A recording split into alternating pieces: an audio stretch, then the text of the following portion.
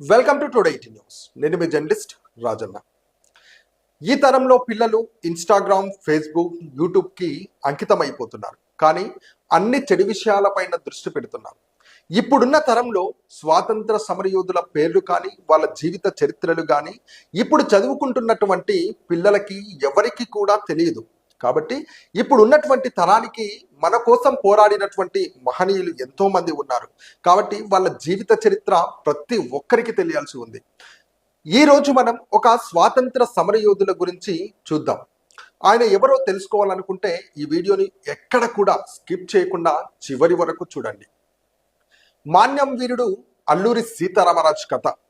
భారత స్వాతంత్ర పోరాట చరిత్రలో తుపాకులకు ఎదురుగా విల్లు పెట్టి అడవిని ఆయుధంగా మార్చి బ్రిటిష్ పాలకులను వణికించిన ఒక మహావీరుడు ఉన్నాడు.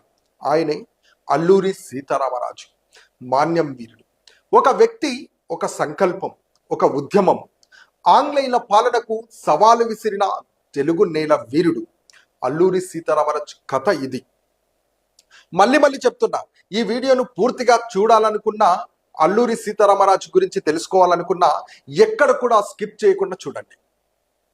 అల్లూరి సీతారామరాజు బాల్యంలో స్వాతంత్ర సమరయోధుడు మాన్యం వీరుడు అల్లూరి సీతారామరాజు ఆంధ్రప్రదేశ్లోని పూర్వపు విశాఖపట్నం జిల్లాకు చెందిన పాండ్రంగి గ్రామంలో జూలై 4, 1897 జన్మించారు. వీరి పూర్వీకుల స్వగ్రామం పశ్చిమ గోదావరి జిల్లాలోని మొగళ్ళు అయినప్పటికీ అల్లూరి తన తల్లిగారి ఊరైన పాండ్రంగిలో జన్మించారు. చిన్నప్పటి నుంచే దేశభక్తి భావాలు కలిగిన వ్యక్తిగా ఎదిగాడు. చిన్న వయసులోనే తండ్రిని కోల్పోయిన చదువును, ఆధ్యాత్మికత ప్రజల